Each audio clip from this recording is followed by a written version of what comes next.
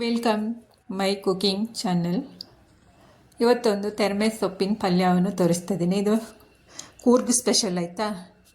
ಕೂರ್ಗ್ನಲ್ಲಿ ಸಿಗುತ್ತೆ, ಕೊಡಗಿನಲ್ಲಿ ಹೆಚ್ಚಿನ ಜನರಿಗೆ ಇದು ಗೊತ್ತಿರುತ್ತೆ, ಇದ್ರ ಪರಿಚಯನೂ ಇರುತ್ತೆ.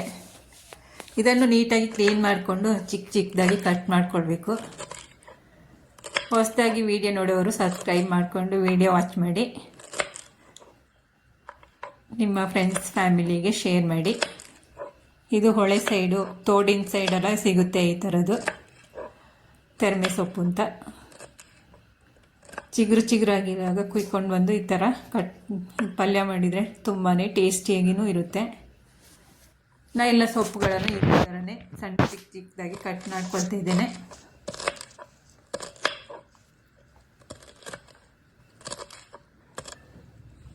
ಎಲ್ಲ ಕಟ್ಟಾದ ನಂತರ ಈ ರೀತಿ ಇದೆ.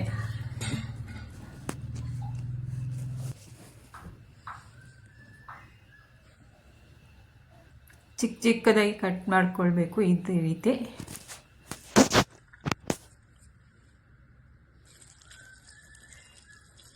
ಇದನ್ನು ನೀಟಾಗಿ ಒಂದು 2-3 ಸತಿ ವಾಶ್ ಮಾಡ್ಕೊಳ್ಬೇಕು.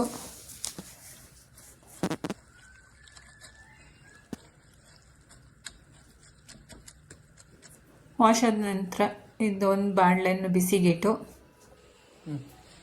ಕುಕ್ಕಿಂಗ್ ಆಯಿಲನ್ನು ಹಾಕ್ಕೊಳ್ತಾ ಇದ್ದೇನೆ ನಾನು.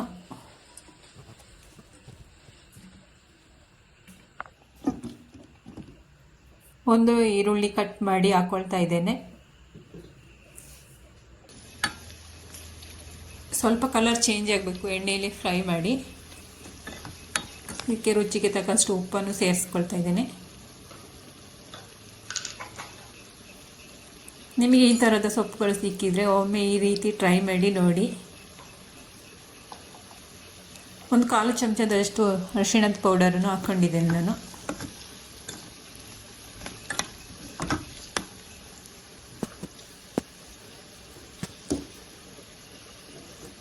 ಇವಾಗ ನೀಟಾಗಿ ತೊಳೆದಿರುವ ಸೊಪ್ಪುಗಳನ್ನೆಲ್ಲ ಇವಾಗ ಹಾಕ್ಕೊಳ್ತಾ ಇದ್ದೇನೆ, ನೀರು ಸೋಸಿ.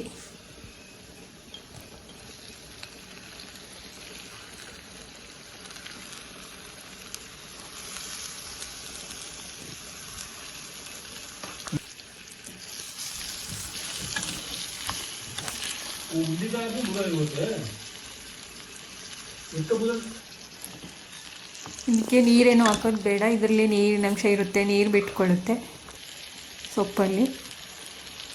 ನಾನು ಇದು ಬರ್ಡ್ ಐ ಚಿಲ್ಲಿ ಪೌಡರನ್ನು ಹಾಕ್ಕೊಳ್ತಾ ಇದ್ದೇನೆ. ನೀವು ಇದು chilli powder, red chilli powder ಹಾಕೋಬೋದು, ಇಲ್ಲಾಂದರೆ ಒಣಮೆಣಸಿನ್ಕಾಯಿನೂ ಹಾಕೋಬೋದು, ಇಲ್ಲ ಹಸಿಮೆಣಸಿನ್ಕಾಯಿನೂ ಅಂತೂ ಹಾಕ್ಕೊಳ್ಬೋದು. ನೀರೆಲ್ಲ ಡ್ರೈ ಆಗಬೇಕು, ಮಧ್ಯಮ ಉರಿಯಲ್ಲಿ ಇಟ್ಟು ಬೇಯಿಸ್ಕೊಳ್ಳಿ. ಇವಾಗ ನಾನು ತೆಂಗಿನ ತುರಿಯನ್ನು ಹಾಕ್ಕೊಳ್ತಾ ಇದ್ದೇನೆ.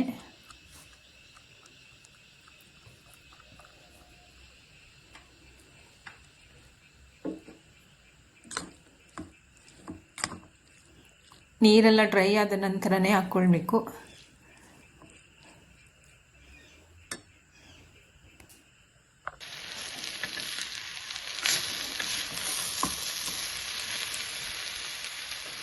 ಅರ್ಧ ನಿಂಬೆಹಣ್ಣಿನ ರಸವನ್ನು ಸಹ ಸೇರಿಸ್ಕೊಳ್ತಾ ಇದ್ದೇನೆ ನಾನು.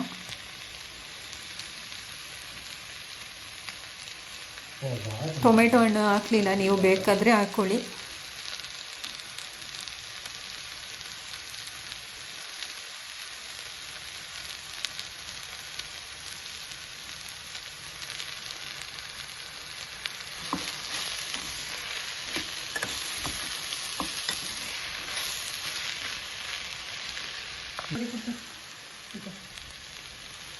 ನಾನಿವತ್ತೊಂದು ಡ್ರೈ ಪಲ್ಯ ಸೊಪ್ಪು ಡ್ರೈ ಪಲ್ಯ ಸೋಸ್ತಾ ಇದ್ದೇನೆ.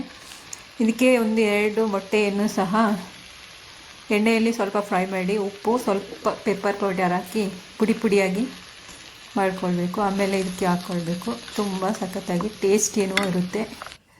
ನೀವು ಬೇಡ ಅಂದವರು ಸ್ಕಿಪ್ ಮಾಡ್ಬೋದು. ಫೈನಲಿ ಈ ರೀತಿ ರೆಡಿ ಆಯಿತು ನಮ್ಮ ತೆರಮೆ ಸೊಪ್ಪು ಪಲ್ಯ. ಅಕ್ಕಿ ರೊಟ್ಟಿ ಜೊತೆ ಒಳ್ಳೆ combination. Thank you for watching. ಎಲ್ಲರಿಗೂ ಬಾಯ್.